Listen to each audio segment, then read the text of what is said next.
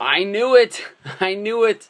This is the February 17th, 2014 Monday Night Raw report, coming to you fresh off watching the Raw for almost basically the second time tonight. I hate it that here on the West Coast, this won't be a problem for long because, I don't know, within a week, I guess, as soon as those Olympics are done, I will be calling up and deleting my let's say Comcast, my AT&T Uverse account, done with the cable, all in on the WWE Network, which will debut to us next week.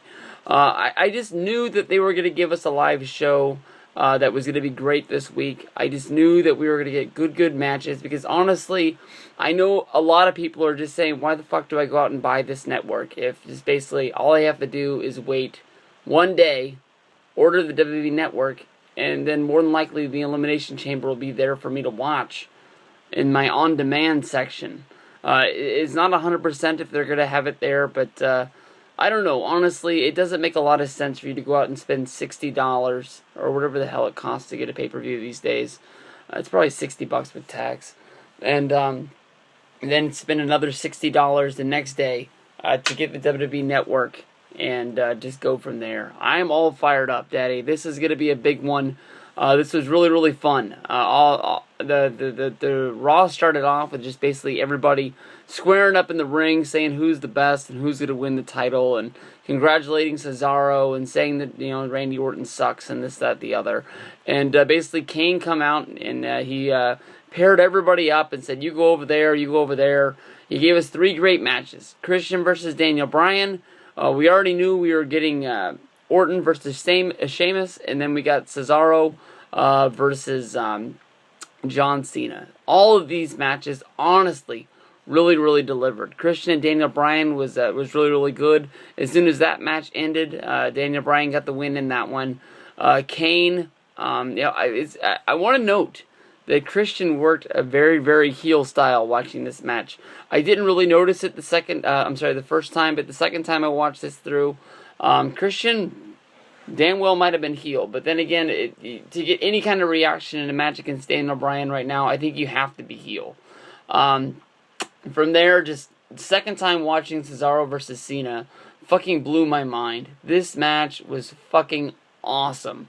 This is really good stuff. I mean, make sure you go out of your way. If you're just one of those people who goes out and listens to reviews, doesn't watch the show, I mean, this is worth your watch. I'm sure it's going to be uploaded onto YouTube, 7,000 different places. Make sure you watch this match. Last match was your main event, Randy Orton versus Sheamus. I honestly really thought that this was a good match. We didn't get a win. It was sort of like a, not a squash match isn't the right term, but, you know, it was just basically thrown out at the end. They pumped it up looking like Orton was going to get the win. They brawled on the outside for a while, and it looked like Sheamus was going to get counted out. He got back into the ring. He made his comeback, and then it looked like he was about to kick Orton right in the face. And when he was doing the whole little pump up in order to do it, the Shield came out of the fucking nowhere. And I mean, they timed this show perfect, because basically from there, the Shield started to brawl, started to beat up Sheamus, and then John Cena ran down, followed by Daniel Bryan to fight off the Shield, which after that just brought out Cesaro, and they said Christian came down, but I never saw Christian come down to make the save from there, and then just fucking the Wyatt showed up. They were in the ring, and just, oh, it was fucking awesome. I haven't had an end of Raw come like that, where, you know, the end of Raw came and you're just like, you're looking at that screen like, don't go dark yet, don't go dark yet, I need another minute, just give me, I want to see these guys brawling. Honestly, when it comes down to it, we knew that Batista versus Alberto Del Rio isn't going to be what brings the people in. I think that everybody knows this match isn't going to be, that much of a big deal, and they're going to have to do something really big in order to make Batista look good, as well as, really pull off, just having a good match. Then again, the Shield versus the Wyatts is one match that I think a lot of people really care about. They think that this is going to be a big deal. And then you have the Elimination Chamber with all the 6 guys fighting for the WWE Championship. This was an awesome awesome Monday Night Raw. This was good stuff. I mean, Fandango versus Santino, you can say that was a throwaway. Roman Reigns versus Mark Henry didn't really get me all pumped up. Swagger and Big E had matches to get ready for their match. It's going to be on the pay-per-view. Swagger wrestled Kofi in a match that was really good. It just showed you two guys that were hungry. They're going to take advantage of any situation they can get that are moving up the card. Big E fought... who the fuck did Big E wrestle? Big E wrestled like...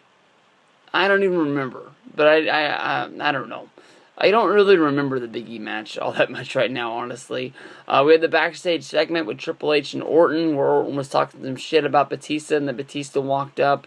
And then for some reason, Del Rio came up wearing a neck brace. I have no idea what the hell was going on with this. They pumped up Darren Young and Titus O'Neil, which I guess is going to be a match on the pay-per-view. If you need anything out there to make you remember anything about the breakup of Crime Time, it's going to be this. I wish these guys the best. I know they want to push Titus to the moon, but, I'll have to believe it to see it. You just put fucking Prime Time back together. The Prime Time players back together. The Wyatts wrestled Matadores and Sin Cara. I was checked out at this match. Billy Gunn versus Jey Uso was another match that I really checked out of. I just wanted to get this over with. I just wish that I would have had a little bit more time to fast forward to just get to that main event, because that was all that I really cared about. They didn't pump up anything for the next week's show. They were basically selling Elimination Chamber, and that was it. They didn't, hint at Hogan. They didn't hint at Taker. They didn't hint at Jimmy Hart, Ric Flair, Shawn Michaels, anybody in the world. They didn't say any legends were coming back for the show. They talked about the network, but they didn't really talk about them using this to platform into making sure they get those buys. I'm sure there's going to be 1,000 videos about the network getting everybody all fired up. Of course, you can go over to Gemini888, who will be doing a live review the minute the network goes up. I think everybody is on pins and needles waiting for that one, Daddy. Have fun over there, Jim. Peace out.